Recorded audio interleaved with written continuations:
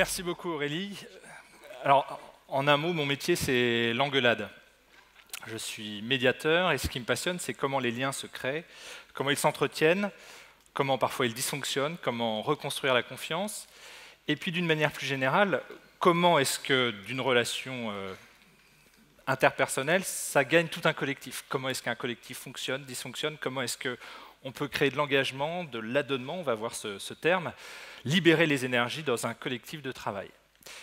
Et d'une certaine manière, ce n'est pas remettre l'humain, comme on l'entend souvent, au cœur de l'organisation, puisqu'il y est, même si parfois on a tendance à le nier, c'est comment remettre l'organisation dans le cœur de l'humain.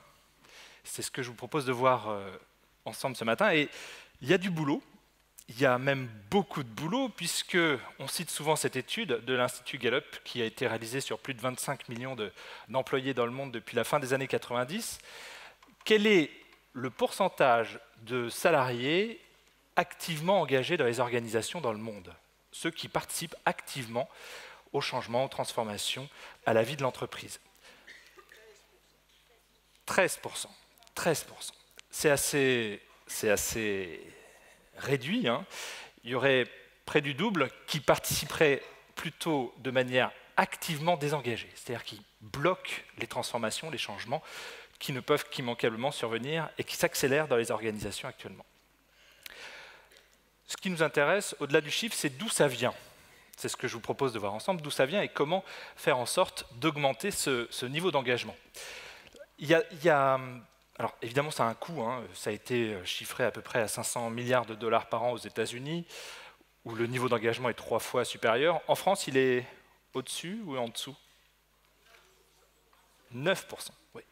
9%, ça coûterait 60 milliards d'euros par an à peu près, une bagatelle. D'où ça vient? Est-ce que ça vient de l'individu? Il y a trois clés d'entrée si on a une approche un peu systémique. Est-ce que ça vient de l'individu? Est-ce que l'individu, est-ce que c'est un problème générationnel? Est-ce que les générations Y arrivent sur le marché du travail moins engagées que les X ont pu l'être, ou encore moins engagées que les baby-boomers ont pu l'être? Est-ce que ça vient de l'individu?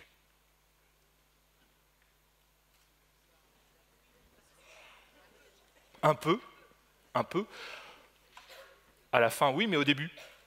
Est-ce que vous en connaissez beaucoup des collaborateurs que vous cherchez à recruter qui arrivent en disant « Bon, je ne suis pas très intéressé par le job, mais il faut bien faire bouillir la marmite, donc pourquoi pas celui-là ou un autre ?» Vous en connaissez beaucoup? Non. Ça ne vient pas de l'individu, en tout cas au départ, ça ne vient pas de l'individu. Donc ça vient plutôt de l'équipe ou de l'organisation. À votre avis, quel est le pourcentage entre l'organisation et l'équipe? Est-ce que ça va plus de l'équipe ou plus de l'organisation? Que ceux qui considèrent que ça relève plus de l'équipe veuillent bien lever la main. C'est timide. Plus de l'organisation? Ah ben non, ça vient plus de l'équipe. Alors effectivement, d'après Gallup, c'est 30% de l'organisation, ce qui veut dire que ce dont on parle est un vrai sujet RH, évidemment. Et il y a tout le travail d'accompagnement, que ça vient aussi de l'écosystème de travail, l'accompagnement des carrières, les formations, etc., etc., les rémunérations, mais ça vient à 70% de l'équipe. Et ce dont on va parler, c'est essentiellement une problématique managériale, de vie en collectivité, et c'est ce que je vous propose d'analyser plus précisément. Qu'est-ce qui fait que dans une équipe, un collectif fonctionne, libère les énergies, ça donne littéralement au travail, au projet, aux transformations. Qu'est-ce qui fait au contraire qu'il dysfonctionne? Pour bien comprendre comment ça fonctionne dans une équipe, je vais vous proposer un petit exercice que certains d'entre vous connaissent certainement, et vous allez voir pourquoi. Exercice. Vous disposez seulement d'une bougie, d'une boîte de punaises et d'une boîte d'allumettes, comme sur la figure représentée sur cette diapo. Comment allumer cette bougie et la fixer au mur de telle sorte que la cire ne coule pas sur le mur ou sur le sol? Comment allumer le feu sans que la cire ne coule sur le mur ou sur le sol? Dès que vous avez trouvé, vous pouvez lever la main.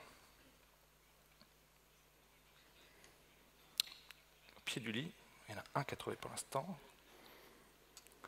comment faire en sorte que la cire ne coule pas sur le mur ou sur le sol une fois que la bougie est allumée et tient tout seul. Ça commence à venir. Ouais. Ouais. Ça met une pression sociale sur ceux qui n'ont pas trouvé encore. Ouais. Ah, ça vient vraiment là. Ah, ouais.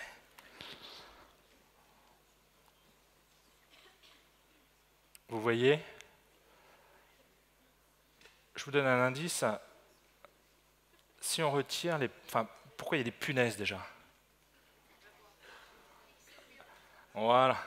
Et si on retire les punaises de la boîte? Voilà. Voilà. La solution, évidemment, une fois qu'on l'a trouvée, elle est simple. Il s'agissait évidemment de sortir les punaises de la boîte pour fixer la boîte au mur, d'allumer la bougie. Et là, le problème est réglé. Pourquoi ce problème? Parce que c'est un problème dit de la fixité fonctionnelle. Ça veut dire quoi la fixité fonctionnelle? Ça veut dire qu'il faut que notre cerveau pense à retirer les punaises de la boîte. Vous voyez? Ça veut dire sortir du cadre.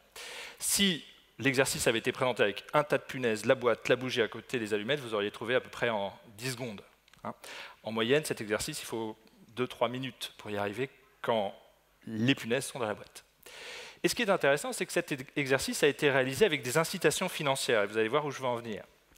Cet exercice a été réalisé avec des incitations financières dans plusieurs pays, et notamment en Inde, par Edouard Deci, avec des rémunérations plutôt alléchantes. Premier groupe, il leur donne 4 roupies, pour ceux qui trouvent le plus vite. 4 roupies, c'est l'équivalent d'un jour de travail. Deuxième groupe, 40 roupies, cette fois-ci, c'est l'équivalent de 15 jours de rémunération, en moyenne. Troisième groupe, 400 roupies, c'est l'équivalent de 5 mois de travail. À votre avis, quel est le groupe qui résout cette énigme le plus vite? 4 roupies? Qui considère que... Vous pouvez lever la main, ceux qui pensent que c'est 4 roupies? Vous avez raison. Et ça, c'est emmerdant. C'est emmerdant dans les entreprises. Ça voudrait dire que les plus rémunérés ne sont pas forcément les plus rapides pour résoudre les problèmes, aux transformations, aux difficultés qu'il faut résoudre. C'est très emmerdant comme sujet RH, parce que ce n'est pas comme ça qu'on a vraiment pratiqué dans les organisations. Alors, Edouard Deci nous explique que finalement, il y a 2 types de tâches. Il y a les tâches dites algorithmiques, c'est-à-dire que je réalise ce que l'on m'a demandé de faire, et si on vous dit « sortez les punaises, plantez la boîte, allumez la bougie », et plus on vous paye, plus vous allez aller vite. D'accord ? Et il y a les tâches dites heuristiques. On vous met la boîte, les punaises, on vous dit « démerdez-vous ». Là, il faut faire preuve d'intelligence, de capacité d'innovation, de créativité. En fait, c'est là que réside le vrai travail. C'est les tâches dites heuristiques. Aujourd'hui, plus de 70% des créations d'emplois sont des tâches heuristiques. Et les tâches algorithmiques sont menacées par l'intelligence artificielle. Donc on est sur un vrai sujet là. Edouard Deci nous explique que finalement, quand vous mettez une incitation financière forte pour une tâche, l'individu perd de l'intérêt pour la tâche elle-même. Il distingue finalement 2 types de motivations. Les motivations dites extrinsèques. Les motivations extrinsèques, c'est la rémunération, le statut, les évolutions, le cadre, etc. Et les motivations dites intrinsèques. Et c'est ce qu'on va voir ensemble, et c'est sans doute ce qui est le plus passionnant. Les motivations intrinsèques, c'est le plaisir qu'on trouve dans la simple réalisation du problème, c'est le sens qu'on trouve dans une transformation, dans un projet, c'est le plaisir d'être ensemble, c'est l'autonomie qu'on a pu retrouver dans un projet, etc. etc. Je ne suis pas en train de dire qu'il faut moins payer les salariés pour qu'ils soient plus intelligents.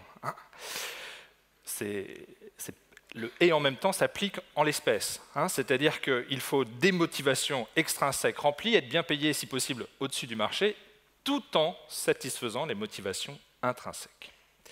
Et ce qu'on va voir ensemble, c'est comment satisfaire ces fameuses motivations intrinsèques qui renforcent l'engagement, qui libèrent les énergies dans un collectif de travail. 4 leviers pour y arriver. 4 leviers pour y arriver. Classiquement, premier levier, très employé, le pouvoir. Au sein des équipes, il y a souvent quelqu'un qui a une certaine autorité hiérarchique. C'est encore très pratiqué en 2018. Vous avez même parfois des approches très Louis XIVe. Hein, je commande, tu exécutes. À l'ombre des grands chênes ne poussent que des glands. Pourquoi dégrader mon lumineux projet avec des gens moins comprenants? Ce n'est pas forcément le levier, vous avez bien compris, le plus engageant. Vous avez un adage très connu qui dit « plus on m'impose, plus je m'oppose, plus on m'implique, plus je m'applique ». On reviendra sur le levier du pouvoir, sachant que le levier du pouvoir, tout ce qu'on voit, ça marche dans l'entreprise, mais ça marche aussi le soir en rentrant chez vous. Hein. Parfois, si vous avez un manager Louis XIVe, vous rentrez chez vous, quand vous tombez sur un petit qui fait 1,10 m, vous tentez l'expérience. Sauf que le petit d'1,10 m, il a repéré que vous aviez 2 talons d'Achille.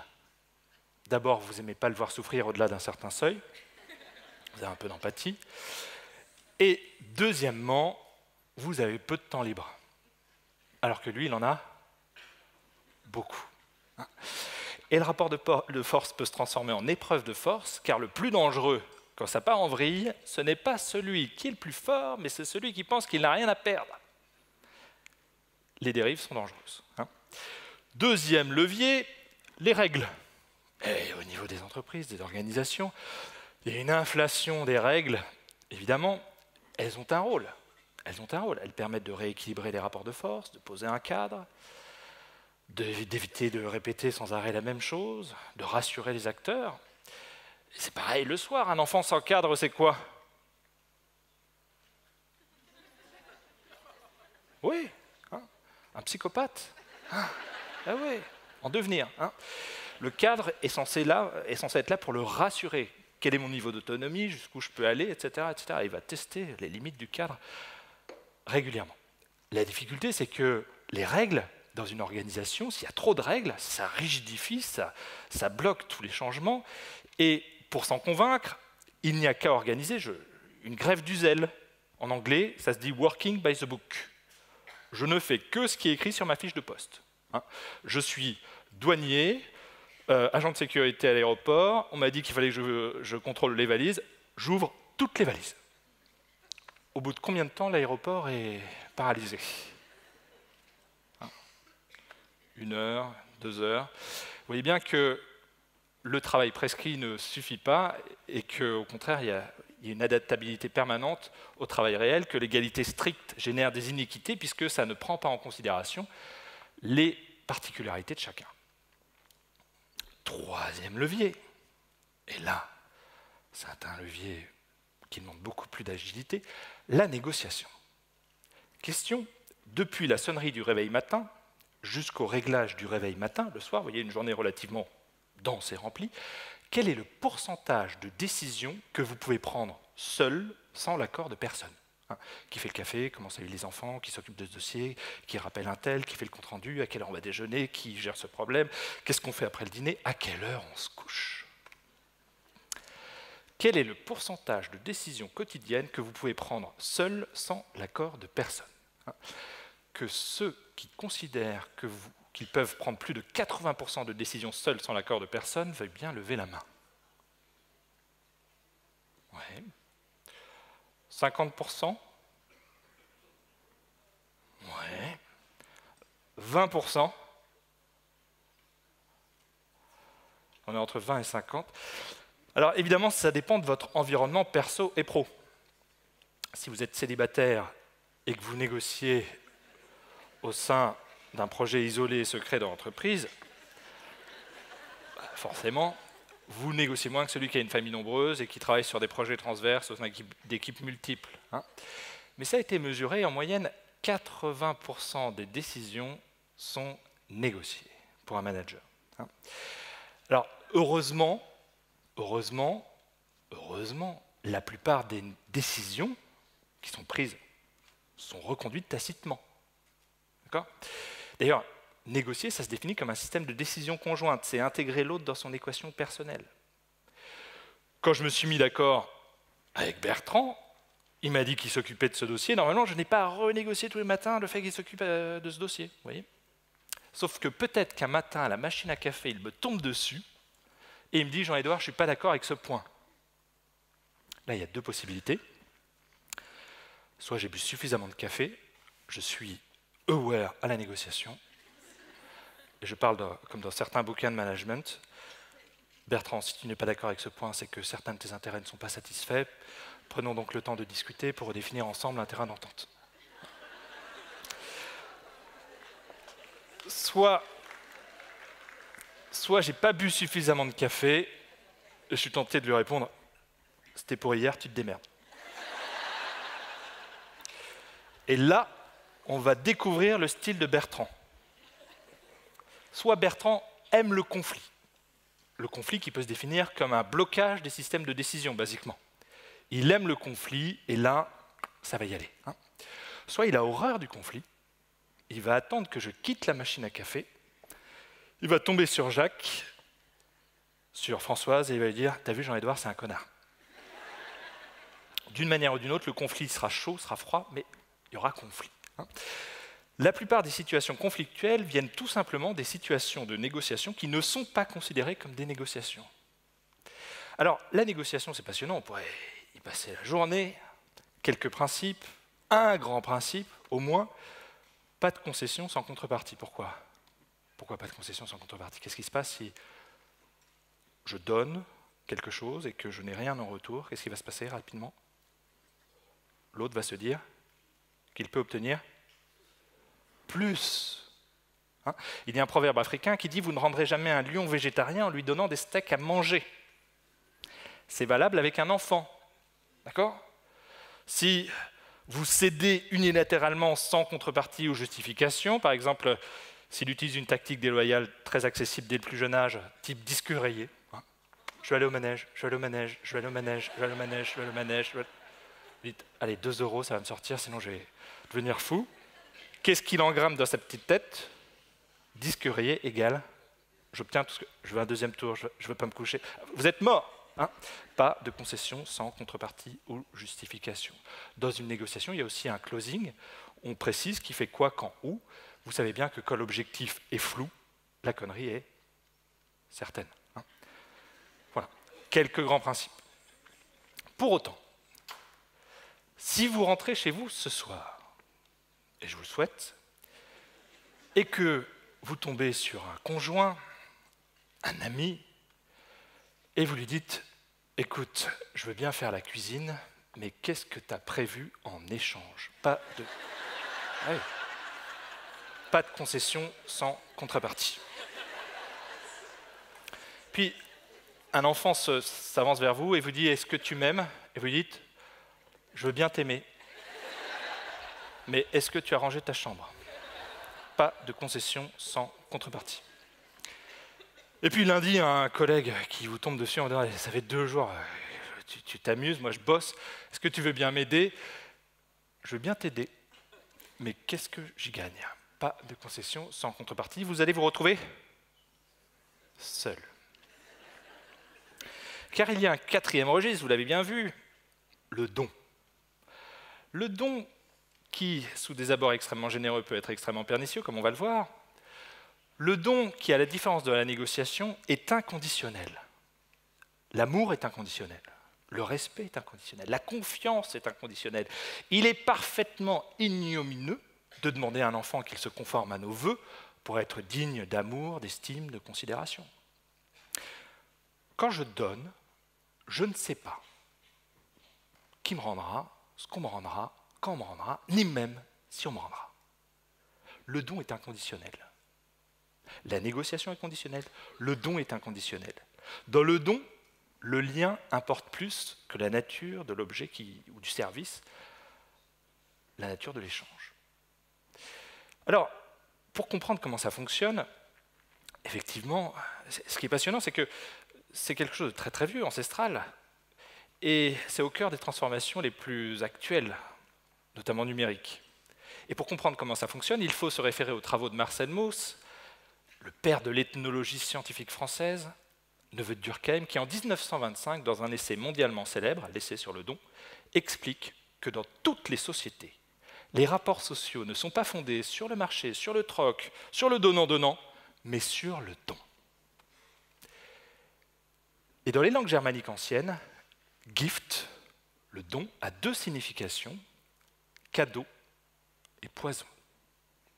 C'est ce qu'on va voir ensemble, ce n'est pas du tout bisounours. Hein.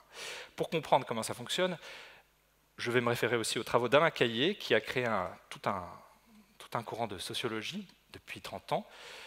Et avec lui, on considère que le don obéit à une sorte de valse en 4 temps. Demander, donner, recevoir, rendre. Demander, donner, recevoir, rendre. Et à chacune de ces étapes, il y a des pièges relationnels, sources de conflits, que nous allons détailler. Et pour bien les comprendre, je vais les illustrer avec des dinosaures. Des dinosaures qui bloquent la circulation des dons dans les collectifs de travail, qui génèrent du désengagement dans les organisations. Première étape, alors c'est du bon sens pour l'essentiel, vous allez voir. Première étape, demander. Depuis que vous êtes petit, on vous dit que quand vous faites une demande, il y a un mot magique qui est « voilà », s'il te plaît. C'est pas passe-moi le sel, c'est « s'il te plaît, est-ce que je peux avoir du sel ?» Et bien c'est pareil dans la vie de l'entreprise. Quand je suis dans le registre du don, je ne me comporte pas comme le tyrannodon qui ne sait pas demander, mais qui exige. Fais ci, fais ça, etc. Vous avez, c'est important de le rappeler parce que c'est malheureusement pas si rare que ça, une femme exceptionnelle qui s'appelle Mary Parker Follett. Ses écrits ont été réédités sous le terme Mary Parker Follett, Prophet of Management. Elle a été largement pompée par Peter Drucker sans être vraiment citée. Et elle explique qu'elle intervient sur une grève de mineurs extrêmement dure. Et les mineurs sont en grève parce qu'ils disent « on ne supporte plus le pouvoir sûr ». Ce qui est insupportable, disent-ils, ce n'est pas de faire ce que l'on nous demande, c'est la manière dont on nous le demande. On n'est pas des objets, on n'est pas des chiens. On a besoin de comprendre pourquoi on le fait, d'être un minimum associé aux tâches qu'on va réaliser. Demander, c'est mettre les formes, sinon on tombe dans le registre du pouvoir.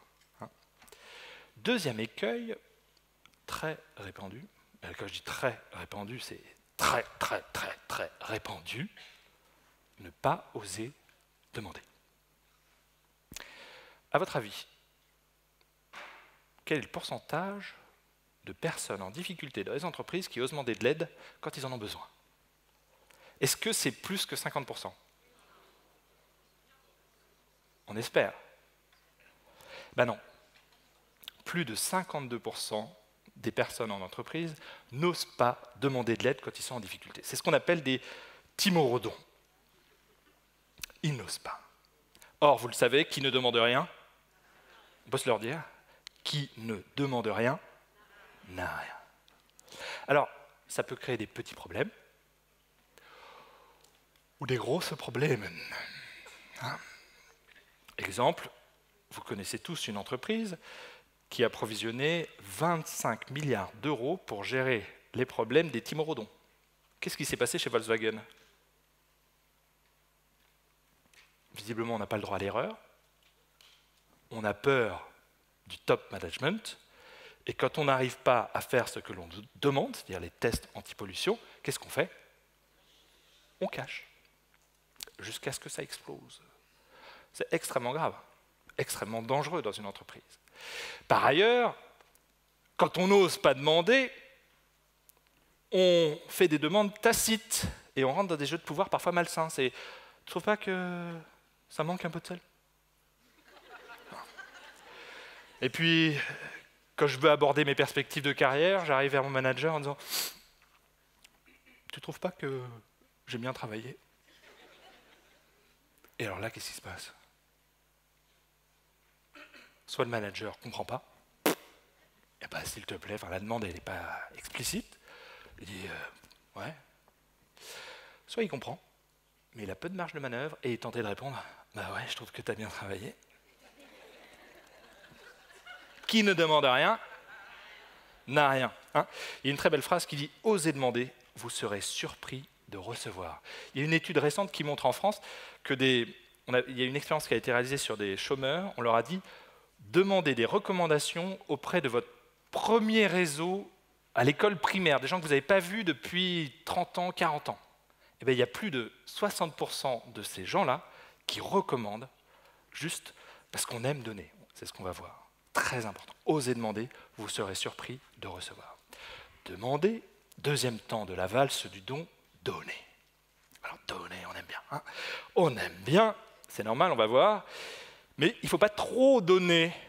Hein, comme le mégalodon, qu'est-ce qui se passe si j'écrase l'autre par ma générosité, en l'empêchant de rendre, je le mets dans quel état? De dépendance, dans un état de suggestion qui est parfaitement insupportable. Donner, c'est permettre à l'autre de donner à son tour. J'avais vu un manager comme ça qui, pour créer une bonne ambiance, invite tout le monde à la cafétéria pour mieux se connaître, etc. Tout le monde trouve ça super sympa. Puis le lendemain, il dit bah, c'était sympa, on y retourne. Et au moment de payer, il y a quelqu'un dans l'équipe qui dit bah, cette fois c'est pour moi. Et le manager répond non, c'est bon, c'est pour moi. Troisième jour, non, c'est bon, c'est pour moi. Du coup, tout le monde comprend que c'est un rituel qui est vécu comme une forme d'aliénation. Hein, et tout le monde arrive en retard, etc. Si on bloque la circulation des dons en écrasant l'autre par sa générosité, c'est extrêmement malsain. Pourquoi est-ce que Anatole France dit « donner, c'est le secret du bonheur ». Pourquoi?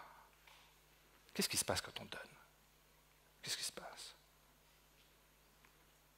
On fait plaisir à l'autre, donc on ressent aussi du plaisir. Vous avez tous les courants de la psychologie positive vous disent « donner, donner, donner ». Ouais, ils ont raison. Ils ont fait une expérience, ils donnent 5 $ à des étudiants, ils mesurent le niveau de bonheur avant, au moment où ils reçoivent 5 $, ils leur disent « vous allez vous acheter un truc ». Ils s'achètent un truc, ça monte, et juste après l'achat, qu'est-ce qui se passe? Paf, ça tombe. C'est pour ça qu'en période de solde, il faut acheter plein de trucs hein, pour que le bonheur se maintienne. Deuxième exercice, un autre groupe, il leur donne 5 $, et il leur dit cette fois-ci, vous allez acheter un truc, et puis vous allez l'offrir à quelqu'un, à une cause, à un ami, qui vous voulez, quelqu'un de la rue, peu importe. Ils mesurent le niveau de bonheur, paf, ça monte à peu près au même niveau. Mais ça dure jusqu'à quand? Jusqu'au lendemain matin du don. Les gens se couchent, ils sont contents d'avoir donné. Le lendemain matin, ils s'en souviennent encore, ils sont encore contents. Vous voyez, ça crée du bonheur. Deuxième écueil, ne pas vraiment donner. Pourtant, les tout petits, on les entraîne, on leur dit, a priori, vous avez eu la même éducation que moi, donner, c'est donner, reprendre, c'est voilà. Mais alors pourquoi dans les entreprises, on voit des arpadons? Vous savez, c'est mon dossier, c'est mon projet, c'est mon bébé, c'est mon client. Ils se sentent plus honorés dans le fait d'avoir des gros parapheurs plutôt que de déléguer réellement les tâches. Si, quand on délègue, on n'a pas l'autonomie qui va avec, l'accompagnement en compétences pour réussir, ça ne marche pas. Hein? Donner, c'est le faire pleinement et à bon escient, sans écraser l'autre, de sa générosité, c'est permettre à l'autre de donner à son tour. Troisième temps de la valse, très important, et peut-être le moins bien compris, et le plus passionnant. Demander, donner, troisième temps, recevoir. Recevoir. Il y a autant de générosité à donner qu'à recevoir. Et ça, c'est très important. Pourquoi est-ce qu'il y a autant de générosité à donner qu'à recevoir? Qu'est-ce qui se passe quand on reçoit? On se sent comment? Reconnaissant. Ce n'est pas la position haute de celui qui donne, c'est plutôt la position de celui qui se sent redevable. Je vous donne un exemple qui m'a marqué, c'est celui de l'abbé Pierre. L'abbé Pierre, au moment où il crée Emmaüs, en 1949, des compagnons lui amènent un homme qui vit complètement désespéré, qui vient de faire une tentative de suicide. Et cet homme lui dit « Qu'est-ce que tu veux bien vouloir me donner? Plus rien ne me raccroche à la vie. » Et l'abbé Pierre écrit à l'époque qu'il a fait ce qu'il considérait, parce qu'il a changé d'avis ensuite, ce qu'il considérait être le contraire de la charité. Il lui dit « T'as raison, j'ai rien à te donner. Par contre, moi j'ai besoin d'aide. Alors, est-ce que tu veux bien m'aider à aider les sans-abri, à trouver des logements, etc. » Et le gars dit « Tu veux que moi je t'aide ?» Et qu'est-ce qu'il fait en demandant à un désespéré de l'aider? Il recrée du lien, il lui restaure sa dignité d'homme. La misère, c'est l'incapacité à donner. La résilience, c'est la possibilité de donner à nouveau. Très important. Deux écueils, à nouveau, l'ostréidon, celui qui refuse les dons. C'est extrêmement violent. Pourquoi c'est violent de refuser un don qui nous est fait? Qu'est-ce qui se passe? J'envoie comme message à l'autre, tu n'es pas assez digne de considération pour être en lien avec moi. Chez les Maoris, par exemple, il y a toute une spiritualité derrière le don. Ils considèrent qu'il y a plus que l'objet du don, il y a l'esprit de la chose donnée. Ils appellent ça le Ho, H-A-U. Il n'y a pas que chez les Maoris, chez nous, quand on donne un service, un travail, une information, on y met aussi de soi. Dans nos familles, on a tous des objets qui n'ont aucune valeur matérielle, un vieux canif de grand-père, un truc qui est chargé d'âme. Dans le don circule plus que la chose donnée. Refuser un don, c'est refuser d'être en dette, c'est refuser d'être en lien. Et ce que dit Marcel Mauss, c'est que l'essence du lien social, c'est la dette. Tant que je suis en dette, je suis censé revoir l'autre pour lui rendre. Si je ne veux plus être en lien avec quelqu'un, il suffit de solder nos comptes, on est quitte, on n'a plus besoin de se voir. Deuxième dinosaure, le plus dangereux et le plus répandu, le raptoudon. Pourtant, depuis que vous êtes petit, quand on vous donne quelque chose, on vous a dit qu'il fallait dire merci. Merci, qui sans aucun doute est le mot le plus important pour encourager le don. Le raptoudon, il prend les dons, mais il ne les reconnaît pas comme tels. Il ne dit pas merci, il prend. Quel est le pourcentage de salariés qui sont reconnus dans les organisations en France? Est-ce que c'est plus de la moitié? C'est juste effrayant. 2/3 ne se sentent pas reconnus par rapport à tout ce qu'ils font. 2/3. 2/3. C'est énorme. On confond reconnaissance matérielle, donner une prime, ça fait partie du contrat, et reconnaissance immatérielle, dire merci, reconnaître les efforts, même si les résultats ne sont pas encore là. C'est pareil dans une équipe sportive. Reconnaître les résultats, certes, mais reconnaître aussi les compétences qui ont pu être développées pour y arriver.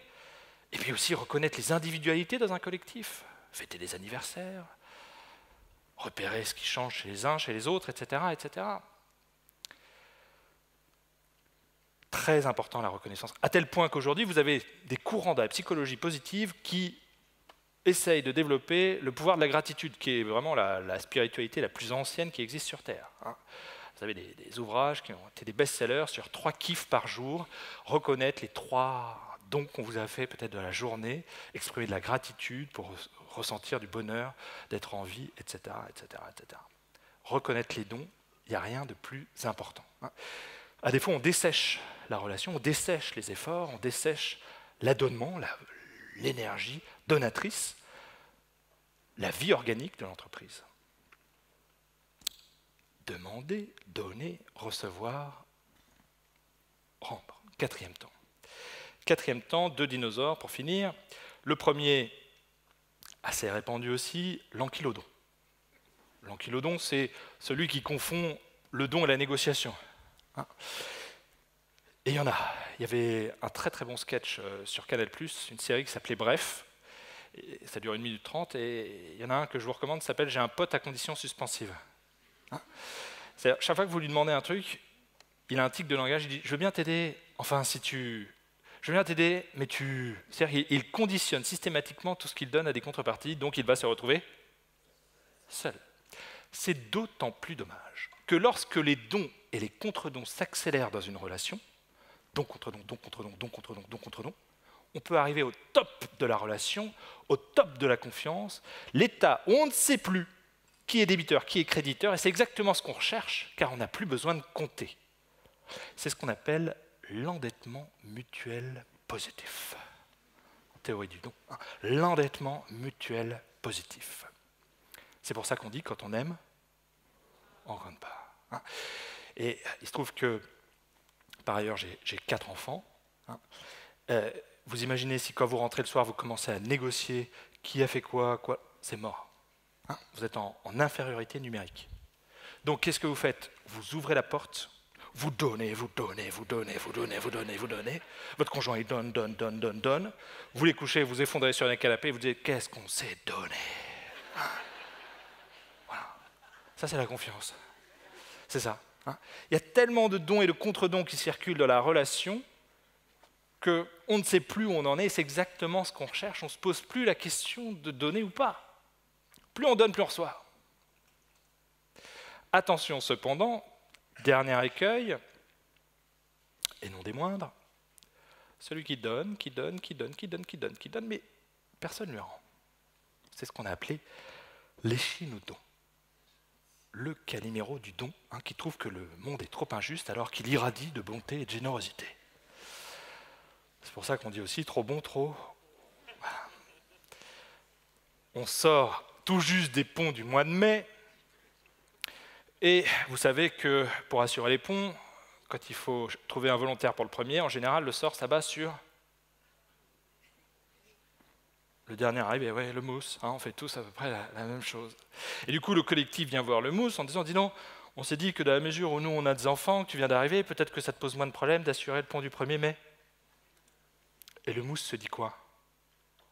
Bah ouais, je vais obtenir un crédit relationnel, on va m'aimer, on va m'apprécier.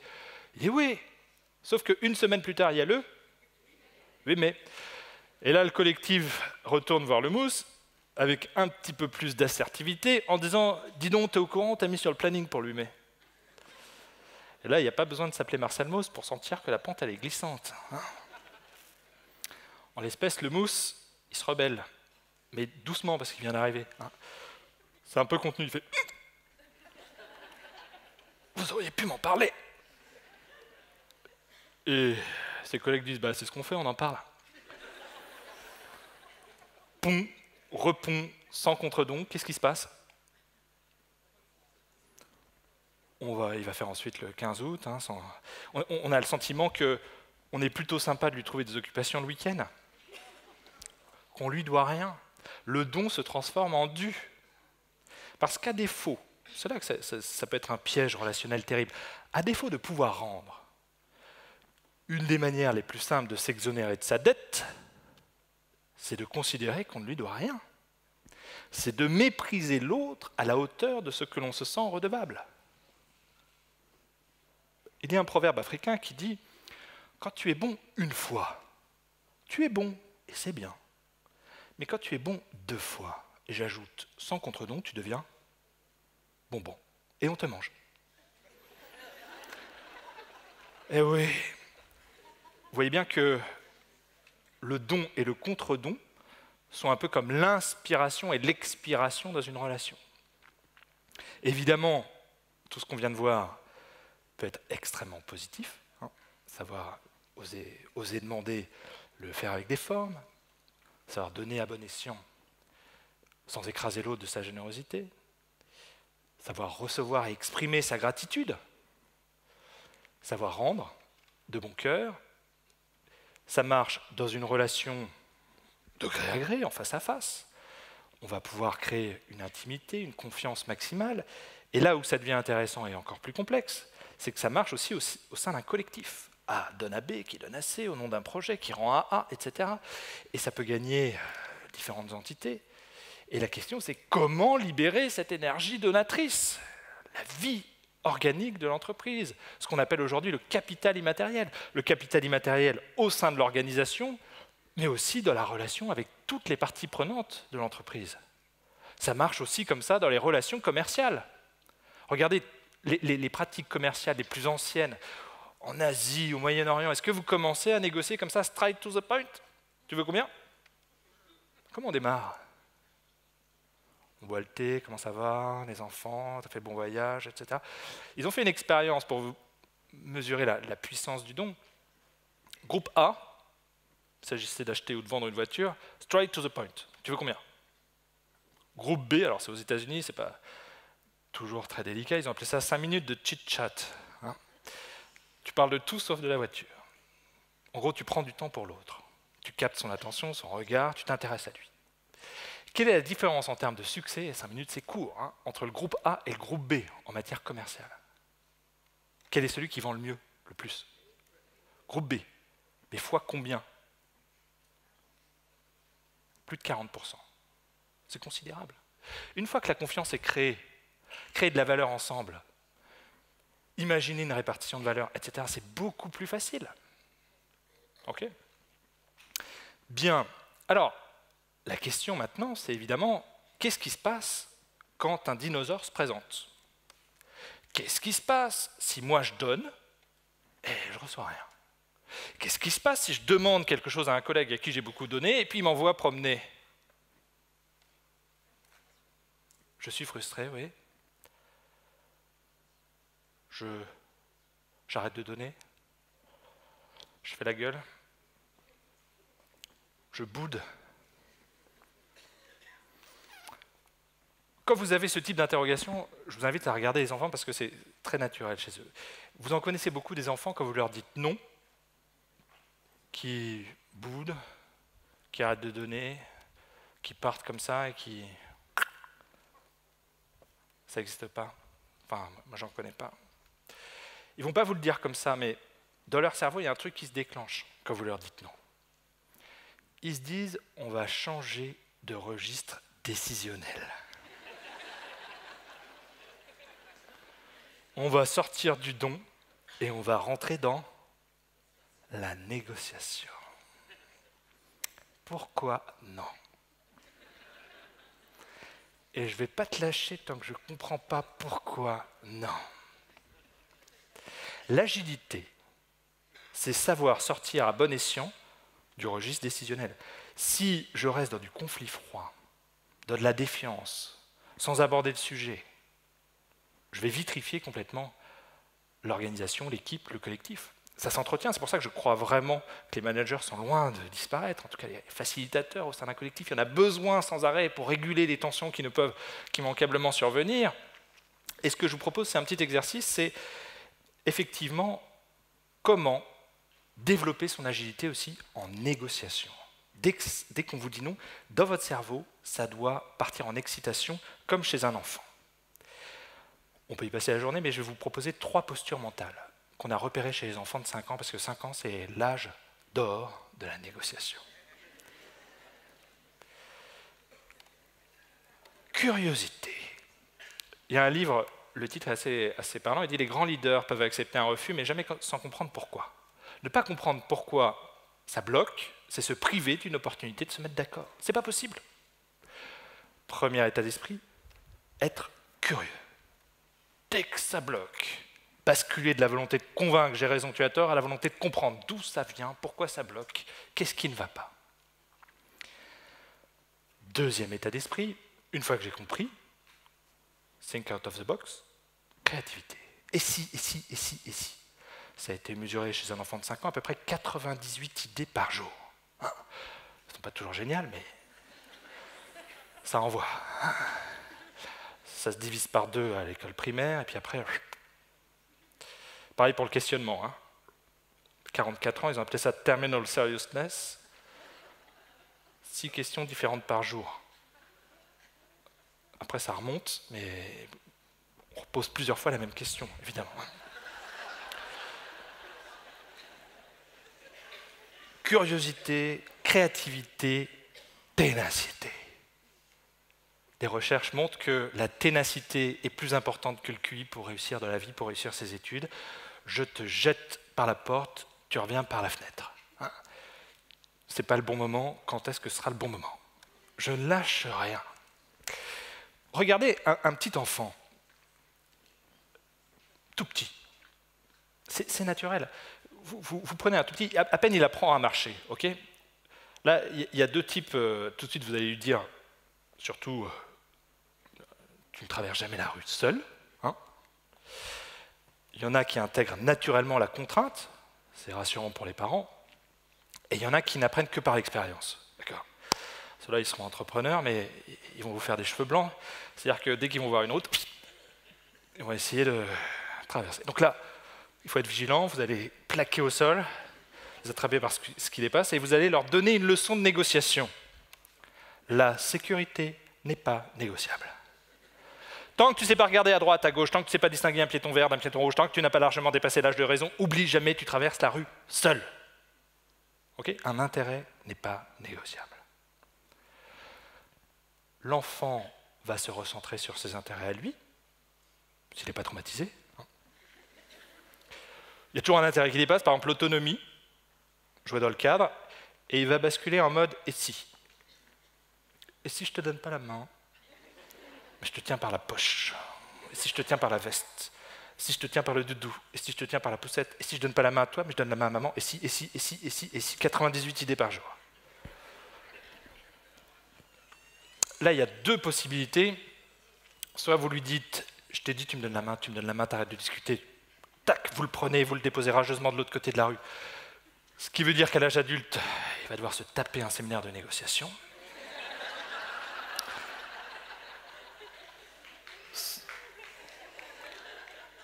Soit vous acceptez de traverser dans des situations qui peuvent paraître cocasses, dès lors que ce qu'il propose satisfait vos intérêts et les siens, dès lors que ce qu'il propose est plus innovant, plus imaginatif que ce que vous aviez pu imaginer. Négocier, c'est basiquement intégrer l'autre dans son équation personnelle, on l'a dit.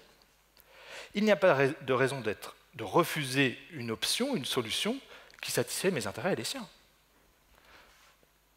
Très important de développer cette agilité face à une transformation, face à un blocage. Ce que je vous propose, c'est un petit exercice très rapide. Je vous invite à vous tourner vers votre voisin, votre voisine, et de ressentir un petit désir de prédation.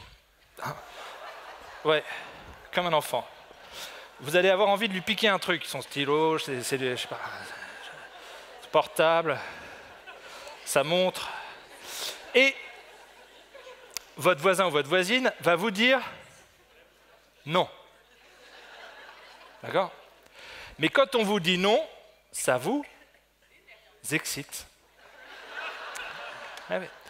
Du coup, vous allez devoir chercher à comprendre réellement pourquoi non, qu'est-ce qui heurte, en quoi votre proposition heurte les intérêts de votre voisin ou votre voisine, et ensuite vous allez être créatif comme un enfant de 5 ans, et si on fait ça ou ça ou ça ou ça, jusqu'à obtenir un engagement.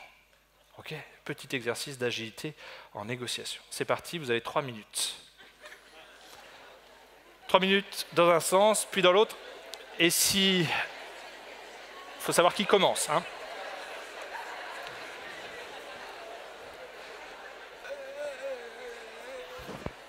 Il me reste bien 11 minutes. Ouais, c'est bon.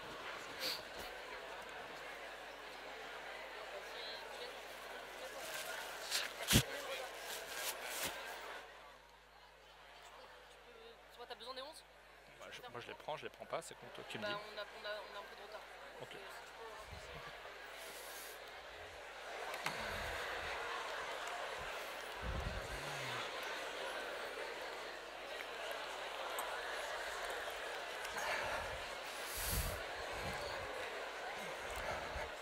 Ouais. Est-ce que je peux prendre un micro pour aller interviewer quelqu'un dans la salle ?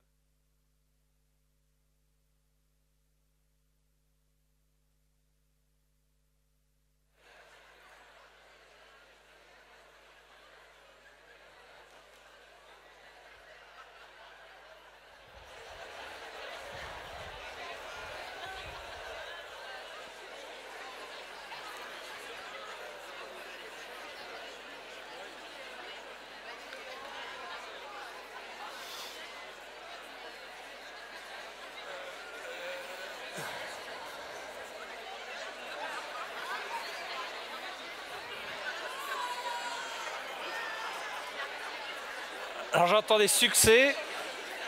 Est-ce que quelqu'un est parvenu à piquer un truc à son voisin ou sa voisine? Est-ce que vous pouvez lever la main, ceux qui sont parvenus à piquer un truc? Oui? Est-ce que quelqu'un peut témoigner de la manière dont ça s'est passé, par exemple? Qu'est-ce que vous vouliez? Bonjour, je lui ai demandé son numéro de téléphone. Oui. Et du coup, on l'a noté par petits bouts sur 3 papiers, dont un qu'elle garde. D'accord. Pourquoi elle ne voulait pas vous le donner? Hein Parce que c'était son numéro privé. Voilà. Ah, voilà. Ouais. Ouais. Et vous êtes collègues par ailleurs? Non, Pas on ne du se connaît tout. pas. On se connaît pas. D'accord. Et qu'est-ce qui fait que vous avez réussi à l'obtenir finalement? Pourquoi vous l'avez donné si vous ne voulez pas le donner? Parce qu'il est coupé en petits morceaux. D'accord, c'est pour pas que d'autres puissent le lire. Il est crypté, il est transmis de manière cryptée. C'est D'accord. ça. C'est la nouvelle RGPD, c'est ça? Ok, merci. On est tous intoxiqués dans les boîtes maintenant. Vous allez lui envoyer un mail ensuite derrière pour lui demander si vous pouvez maintenir ces petits papiers. Ok, autre chose, est-ce que quelqu'un n'y est pas parvenu et a besoin d'un appel au public? Oui. Qu'est-ce que vous avez voulu négocier? Ses notes. Ah, Parce que j'ai pas pris de notes. Et elle ballot. écrit très bien, ouais, mais elle m'a dit non, parce qu'elle aimait bien son cahier. d'accord. Alors du coup, j'ai voulu que les feuilles et pas le cahier, Ouais, mais elle n'a pas voulu non plus. ouais. Du coup, je lui ai demandé de venir à toutes les confs que je faisais. Elle garde son cahier, elle écrit les notes, Ouais. puis je les photocopie le soir.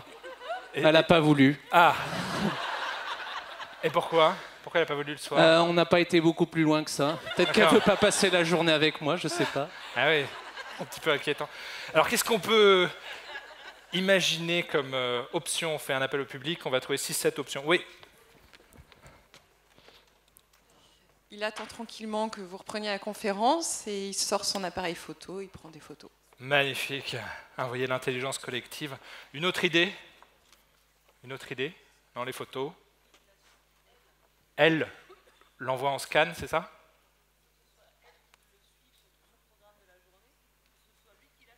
Ah d'accord, que ce soit elle qui la suive plutôt que lui. Hein? Laisser l'initiative à l'autre, tout à fait. Autre chose? Oui. Ah voilà, un petit café pour entretenir la relation. Effectivement, et c'est un autre sujet, c'est-à-dire que au-delà de la négociation, parfois on n'y arrive pas parce qu'on n'a pas les bonnes options. Et donc il faut savoir arrêter de négocier à bon escient pour revenir plus tard enrichi de nouvelles options en ayant bien compris ce qui bloque chez l'autre. Hein? Vous voyez, la gymnastique, c'est une véritable gymnastique. Donc, en résumé, une organisation qui fonctionne, qui fait face aux changements, aux transformations qui s'accélèrent aujourd'hui, c'est une organisation qui va dans ce sens-là, le bon sens. Créer un écosystème qui favorise l'adonnement, qui libère les énergies donatrices. Et il y a une exemplarité managériale absolument importante. C'est-à-dire faire ce que je demande aux autres, tout simplement. Avec une complexité supplémentaire, c'est qu'on n'est pas tous sensibles aux mêmes dons. Il y en a qui aiment les petits cadeaux, les petits cafés. Il y en a qui aiment les compliments. Il y en a qui aiment les moments privilégiés. Il y en a qui sont assez tactiles. C'est un peu dangereux parfois. Il y a des dimensions culturelles. Il y en a qui aiment se rendre service, partage d'informations, des recommandations. Tous ces éléments où le lien importe plus que le bien, la nature de l'échange. Le don, c'est le secret du bonheur. Pourquoi? Vous savez bien qu'il y a une étude incroyable. La plus vieille étude en sciences humaines qui a été réalisée en 1938, qui continue 80 ans plus tard, révèle que le premier facteur de bonheur sur Terre, c'est la qualité des relations aux autres. La qualité des relations aux autres. Ça a une incidence sur l'optimisme, ça a une incidence sur la longévité. À partir de 50 ans, en fonction de la qualité des relations, ils savent pronostiquer quelle sera la longévité, et c'est un élément plus important que le diabète, etc. C'est un facteur aussi très important pour entretenir naturellement non seulement les liens, mais le bien-être quotidien, le désir, le sentiment d'être en vie. Sachant que le premier facteur chance dans la vie, on le sait aussi, c'est la densité et la qualité de votre réseau social. À l'heure de Tinder, plus de 60% des couples se créent grâce aux recommandations. Plus de 50% des business se font par des mises en relation. Trouver un médecin, trouver un business, une relation, une idée, c'est grâce au réseau social. Pour autant, on l'a vu, c'est fragile. Ça peut se déliter, ça s'entretient. Dès que ça part en vrille, paf, on négocie. Et on ne lâche rien. Je suis curieux. Je cherche à comprendre plutôt qu'à convaincre. Je ne lâche rien, je suis créatif dès que j'ai compris ce qui pose problème. Je peux demander des idées aux uns aux autres, jusqu'à trouver une solution. On a réactivé, on est passé de l'informel au formel, hop, je peux revenir dans le don. Par contre, si ça ne marche pas, je passe aux règles. Les règles sont là pour recadrer. redéfinir un cadre. Dans une organisation qui fonctionne, il faut aussi distinguer les bons joueurs et les tricheurs. Quelqu'un qui abuse du système, quelqu'un qui est hors jeu, il faut pouvoir le recadrer, voire même parfois l'exclure du jeu s'il est trop toxique pour le collectif. Et en ultime dernier recours, j'utilise le pouvoir, car le pouvoir n'est légitime qu'après avoir tout essayé. Je vous remercie. Merci.